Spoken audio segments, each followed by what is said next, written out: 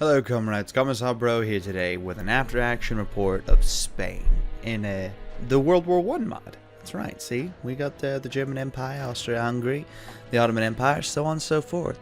Right now I kind of just wanted to show you what the map looks like initially at the start of World War I. And, you know, it's pretty simplistic stuff. Everything is basically where you would expect to be. Starting out, the Spaniards only have about, let's see, just in mainland Spain, they only have about 18 divisions, with generals who are very, I don't want to say inept, but very average to below average. Even their only field marshal, Alfonso, here is not a very good one. And they start out with about 19 factories, and yeah, that's about their situation. It's not the best, and they also start out as a democracy. It's not the best, but I made it work. So with that said, let's actually go and take a look at the save that I have. Oh, it would be this autosave right here, where it is the 1st of October, 1920.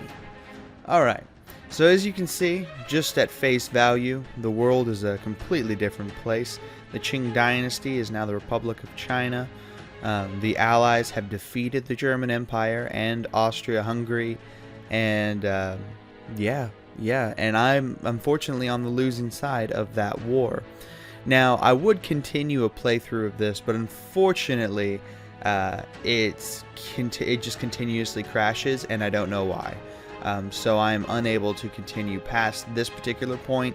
That's kind of why I'm actually doing the after action report here rather than doing it at the very end of the campaign. So with that said, at first glance you're probably like, oh well, this isn't that impressive. Yeah, sure, Spain's got a significantly bigger army, going from 18 divisions to almost 300 divisions, so you know that's pretty cool. But what the real kicker here is how many casualties, as per usual, the enemy allies have taken. So if you look here, you can see that the allies have taken 23.49 million casualties. The France making up, or the France. Sorry, I've been sick for like 2 or 3 days now, so I'm pretty sick. But I really wanted to do this video, so here we are. Anyway, so France has lost 13 million of those casualties. Now, what's crazy is when I joined the war. Well, let me set the stage. So essentially, I decided I didn't want to join the Allies. Of course, it would be an easy victory to play as the Allies, because why not? So I decided I wanted to team up with the Central Powers. Plus, at the time, the Central Powers looked like they were winning the war. They or at least against Russia, because I figure if you can push Russia out of the war, then it would make it a much more even fight between the UK, Belgium, France, and Italy, and Serbia. Now, the Germans and Austro-Hungarians had pushed Russia all the way back to Petrograd here, and we're like right outside of Moscow. And they had literally made it to right here outside of Tsaritsyn. So as you can see, I mean, they made some serious progress. And from the looks of it, it looked like they were going to beat the Russians. And I'm like, okay, well, let me get on the side of the Central Powers and assist them. What I didn't know was when I joined the war, you see all these casualties here?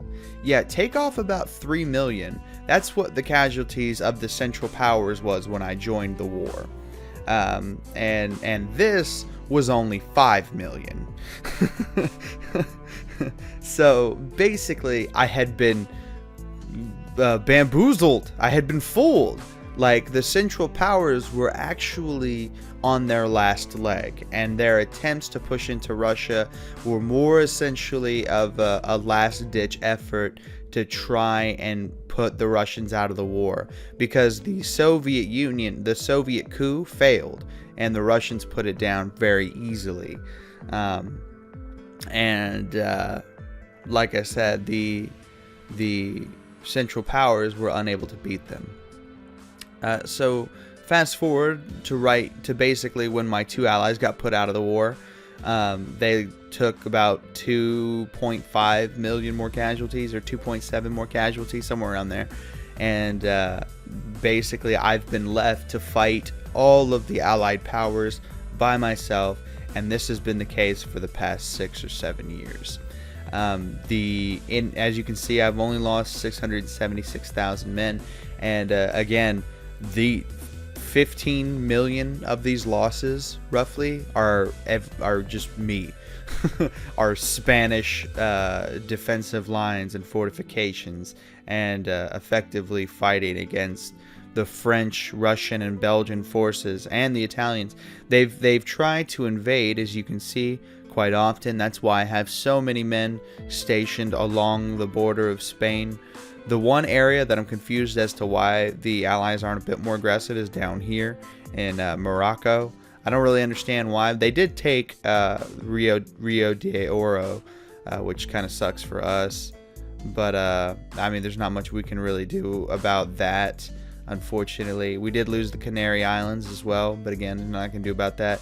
And we lost the Balear Islands, which, again, not much I can do about that. We don't have the naval presence needed to fight against these guys. But what we do have is we have an incredibly large land army, very high-tech, very well-equipped, that has been holding off the Allied forces through this major pass here for years. And unfortunately for the French, they, even with overwhelming numbers, they're still struggling to get through. Like, look here, 59 divisions are charging in up against 12 divisions. And now it does say that it's red, but I guarantee if I press play, it wouldn't be red for very long. You can see the defensive power of my troops between their entrenchment and their experience, the commander's skill, because my commander is an absolutely wonderful commander, as you can see here. He's a field marshal with an 8 skill. He's a logistics wizard. He's charismatic. His organization first, defensive doctrine, and he's an old guard. So yeah, basically even my generals have become like masters of war and the defensive doctrine in terms of how to hold out against the enemy forces and so on. So it's this really kind of weird scenario where the Allies can't really beat me, but I can't really beat the Allies. Like, I actually, my most successful offensive I tried to do before Germany had fallen is I pushed all the way up here to Limoges and basically took that swath of France, that big old swath, right out of their territory. Now, initially, the attacks were successful, and I actually think we pushed right outside of Marseille. Or, I don't know, did we take Montpellier? I think we might have. I don't remember. But, you know, we put a lot of pressure on France, and if Germany had not fallen, there's a strong possibility that we actually would have taken Paris and so on. Now, we did have to fall back eventually because, again, we had too much area we had to defend against armies that were just undoubtedly bigger than ours. Now, at this point, it's not so much, but you got to think it when this fight was going on, my main army right here, Army 2, was only made up of about 70 men, or 70 divisions, and this army was only made up of about 40 divisions. And so having more territory was not really something that we could do. Now, it is hypothetical that if the game would continue to play and it would allow me to continue to play it, there's a strong possibility that I could actually beat them.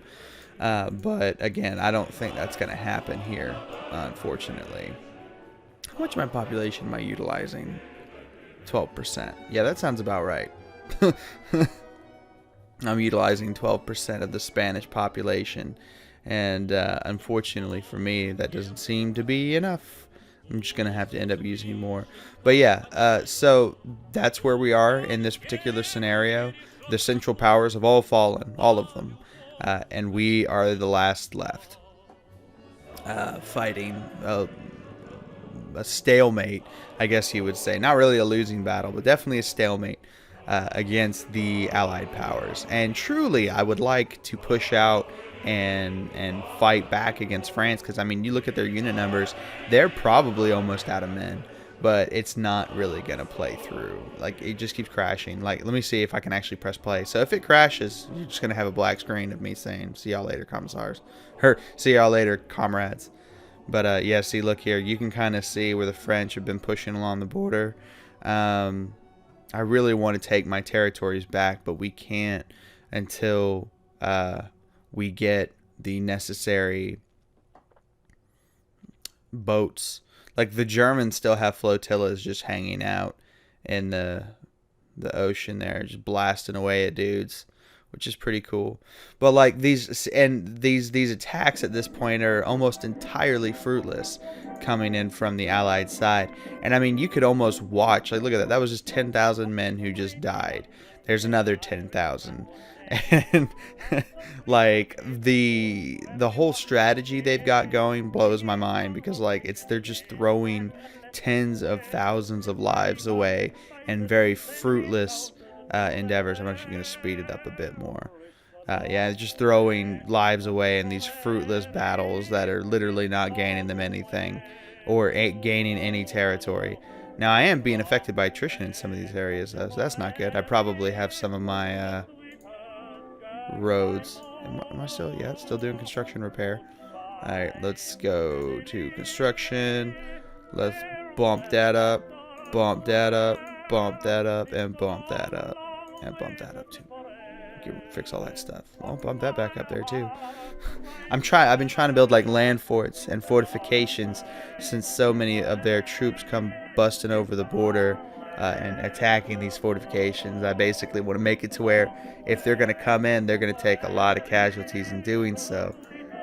Again, just look at those casualties. This is ridiculous. We lost 1,000 men at the cost of about 200,000 Allied troops. It's just insane.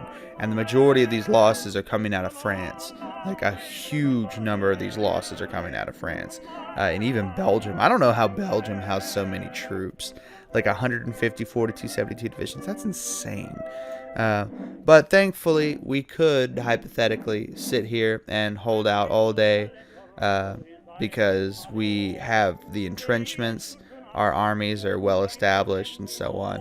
And we're producing more than plenty of troops to continually push back against the enemy. Now, the cool thing about this mod is it does actually go all the way up to the modern era in terms of, well, not modern, but the World War II era. See, as you can see here, you can get up to modern tanks, medium tanks, heavy tanks, super heavy tanks, and so on. You can just research right through those lines. We're currently on weapons 3. So yeah, basically that's a really cool thing you can do with this mod as well, assuming you can get all the way through it. It has been 10 years, and I noticed it hasn't crashed. See, I was talking all that shit, and now the game won't crash. So I don't know, maybe I will continue this and do like another. It's crashed on me 3 times at the same place every time, so I just assumed that it was going to keep crashing, but I guess maybe give it a little bit of time and it works again.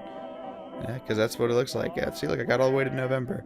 Anywho, this has been Commissar Bro. Thanks so much for watching. I hope you've enjoyed this little after-action report. More than likely, I'll show you guys. I'll continue playing through it, and I'll show you guys another, like, what's going on in the future, in the far future of the grim dark future. See how many times I can say future. Anywho, this has been Commissar Bro. Thanks so much for watching, and I'll see you next time.